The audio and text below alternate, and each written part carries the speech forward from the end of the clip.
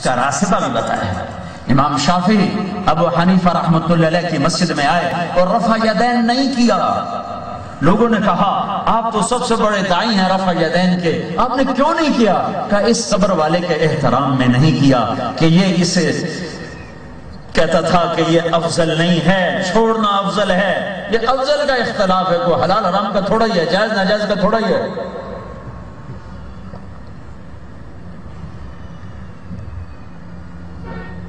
تو شریعت نے امت بنو امت، تم دیکھتے نہیں ہو کہاں ہم پہنچ چکے ہیں، آگ ہی آگ ہے، خون ہی خون ہے۔ یہ وقت ہے فرقہ واریت میں بٹنے کا، یہ وقت ہے ایک دوسرے کی پگڑی اچھالنے کا۔ امت بنو امت بنو امت بنو امت بنو، اختلاف کو برداشت کرو، وسعت صدر پیدا کرو، اخلاق سنو۔ سارے دین کا خلاصہ میں نے نکالا ہے، پتہ نہیں غلط ہے صحیح ہے، انشاءاللہ صحیح ہوگا۔ دین عبادت سے شروع ہوتا ہے اور اخلاق پہ جا کے مکمل ہوتا ہے، اور اس کے لیے دو حدیثیں میرے سامنے آئی ہیں، تین۔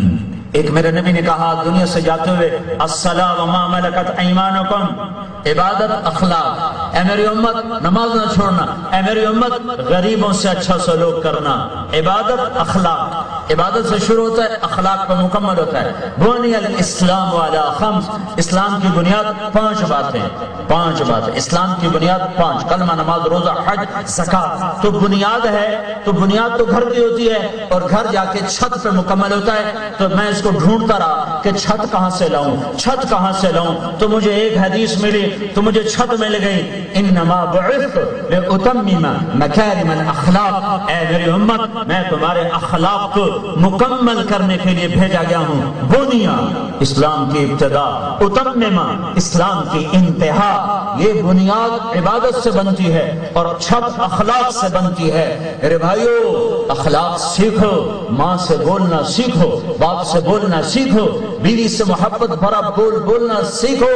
میرے نبی کا کہا بہترین مسلمان وہ ہے جو بیوی سے اچھا سلوک کرے، اور میں سب سے اچھا سلوک کرتا ہوں اپنی بیوی کے ساتھ۔ اور پھر عورتوں سے کہا میری شریعت میں سجدہ ہوتا تو میں عورت سے کہتا خامد کو سجدہ کرے۔ ہاں، درگزر، معاف کرنا، چھوٹا بن جانا، حسن سلوک۔ ایک نوجوان آیا کہ حضرت میاں بیوی کا جھگڑا رہتا ہے، کوئی تعویذ دو۔ میں کہا تعویذ بیوی تے تو اثر کردہ ہی کوئی نہیں، کتوں دوں؟ بیوی سے جوڑ بٹھانا ہے تو اخلاق اچھے کرو، اخلاق، زبان کا بول میٹھا بناؤ، زبان کا بول میٹھا بناؤ، تمہارا گھر آباد ہوگا۔ عورت کو باندھی نہ سمجھو، نوکرانی نہ سمجھو، کسی کی بیٹی ہے، تم نے اپنی بیٹی کو ایک دن روانہ کرنا ہے۔ یہ یاد رکھو، کسی کی بیٹی ایک بول پر تمہارے گھر اپنی عزت لے کر آ گئی ہے۔ اب تم کہتے ہو جا گھروں پیسے بھی لے آتے، فریج بھی لے آتے، موٹر بھی لے آتے، لعنت! اللہ کی بھی برستی ہوگی اور مخلوق کی بھی برستی ہوگی جو اتنے مقدس رشتے کو پیسوں پہ بیچ دیتے ہیں۔ تیرے پہ دیتا تھا کچھ ہے نہیں، تیرے پہ دیتا تھا کچھ ہے نہیں، جس نے تجھے بیٹی دے دی اور تجھے کیا چاہیے؟ زمین۔ اگر یہ جزا سزا کا جہان ہوتا تو ایسے لوگ زمین میں دھسا دیے جاتے۔ میں نے اسے کہا تو یہ کر، جب گھر جائے تو 2-4 لقمے بیوی کو ہاتھ سے کھلا دینا۔ بیوی کو مسلوں سے نہیں رام کیا جاتا، بیوی کو اخلاق سے رام کیا جاتا ہے۔ کچھ دن گزرے اس کا فون آیا، میں نے ویسے ہی پوچھ لیا وہ میرے والا کام کیا تھا؟ کہنے کا نہیں۔ میں نے کہا کیوں؟ کہنے کا شرم آتی۔ تو میں نے کہا لڑتے ہوئے شرم نہیں آتی؟ لڑتے ہوئے شرم نہیں آتی، کمزور ذات سے لڑتے ہو۔ میں نے کہا جاؤ یہ کام کرو پھر مجھے فون کر کے بتاؤ۔ تھوڑی دیر گزرے اس کا فون آیا کہ حضرت مولوی صاحب کمال ہو، کیوں ہوا؟ کہ میں نے اس کے منہ میں نکمہ ڈالا، اس کا منہ کھلا ہی رہ گیا، ایسے ہو گیا حیران۔ کہیے تمہیں سبق کس نے پڑھا؟ کہ مولوی طارق جمیل نے کہا اللہ اس کا بھلا کرے، اس کے بچوں کا بھلا کرے جس نے تمہیں انسان بننا سکھایا۔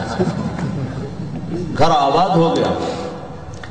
گزشتہ رات، گزشتہ سے پیوستہ رات مجھے جاپان سے ایک فون آیا ایک آدمی کو آدھا گھنٹہ بات کی کہ میرا گھر اجڑ گیا ہے، کاش میں نے تیرا بیان 5 سال پہلے سنا ہوتا تو میرا گھر نہ اجڑتا، میں بیوی پہ ہاتھ اٹھاتا تھا، میں اسے مارتا تھا، میں اسے گالیاں دیتا تھا، وہ جاپان ہے، وہ اپنے بچے بھی لے گئی، خود بھی لے گئی، آج 1 سال ہو گئے، مجھے اس کی کچھ خبر نہیں وہ کہاں چلی گئی۔ مولوی صاحب یہ تمہارا قصور ہے کہ تم دیر سے تم نے مجھ تک اپنی بات کو پہنچایا ہے، یہ تمہارا قصور ہے کہ تم نے دیر کے بعد ہم تک بات کو پہنچایا ہے۔ کاش میں نے یہ بیان 5 سال پہلے سنا ہوتا تو میرا گھر نہ اجڑتا، میں نے بیوی کو نوکرانی سمجھا، میں نے اسے کسی کی بیٹی نہ سمجھا، کسی کی بہن نہ سمجھا، آج میرا سب کچھ اجڑ چکا ہے، میری دنیا تاریخ ہو چکی۔ ہاں یہ بڑے دکھی مسائل ہیں جو ممبر سے بیان نہیں ہوتے ہیں، اور یہ گھر گھر میں آگ لگی ہوئی ہے۔ مسلم شریف کی روایت ہے، شیطان روزانہ کچہری لگاتا ہے، ہاں بھائی اپنے شیطانوں سے پوچھا کیا کیا کیا کیا کیا کیا، کہتا ہے زنا کروایا، شراب پلوایا، مثال دے رہا ہوں، یہ کروایا وہ کروایا، آگے شیطان کہتا ما صنعت شیئا ما صنعت کشن۔ ایک شیطان کھڑا ہو کر کہتا ہے جناب میں نے میاں بیوی کو لڑوایا، کہا شاباش پوتر کم تو کر کے اور آ جا، اس کو گلے سے لگاتا ہے، اس کو اپنے پاس بٹھاتا ہے، کہتا کام تو کر کے آیا ہے، شرابی کی شراب اس کی ذات تک، زانی کا زنا اس کی ذات تک، بے نمازی کی غفلت اس کی ذات تک، میاں بیوی کی لڑائی خاندانوں کو آگ لگا دیتی، نسلیں بگڑ جاتی، اولادیں بھٹکے ہوئے راہی کی طرح ہو جاتی ہیں۔ خاندان کو بچانے کے لیے قرآن نے کتنی آیات اتار دی ہیں، یہ زبان کا بول میٹھا کرو، یہ ناگن بھی ہے، پھول بھی ہے، یہ زہر بھی ہے، یہ تریاق بھی ہے، یہ شہد بھی ہے، یہ زہر بھی ہے، اگر تم نے اسے میٹھا کر لیا تو دنیا تمہارے قدموں پہ جھکے گی، تم نے اسے زہریلا کر لیا تو تم ماں باپ کو بھی ڈسو گے، اولاد کو بھی ڈسو گے، بیویوں کو بھی برباد کرو گے، اور آگ جہنم بھی تمہارا استقبال کرے گی۔ میرے نبی نے فرمایا سب سے زیادہ جہنم میں گرانے والی یہ زبان ہے، یہ آپ نے معاذ بن جبل سے فرمایا معاذ افلا انبئک بملاک الامر کلہ، معاذ تمہیں سارے دین کا بادشاہ بتاؤں؟ اجل یا رسول اللہ۔ تو میرے نبی نے زبان باہر نکالی ہے، مجھے دیکھو، جیسے معصوم بچے کو سمجھایا جاتا ہے، معاذ معاذ، جس کے ہاتھ میں قیامت کے دن علماء کا جھنڈا ہوگا، معاذ اسے قابو میں رکھو۔ اور مولوی کو 2 چیزیں قابو میں رکھنے کی ہیں، ایک قلم ایک زبان۔ عوام کے ہاتھ میں قلم کو، مولوی کو 2 چیزوں میں قابو رکھنے کی ضرورت ہے، ایک قلم پہ قابو رکھے، ایک زبان پہ قابو رکھے۔ اس کا قلم بڑا قیمتی ہے، یہ چلا تو آج تک دین موجود ہے، یہ نہ چلتا تو دین کیسے باقی ہے؟ حق و باطل میں نکھیڑا کیسے ہوتا؟ بدعت اور سنت میں فرق کیسے ہوتا؟ صحیح اور خطا میں فرق کیسے ہوتا؟ زبان کو قابو میں رکھو۔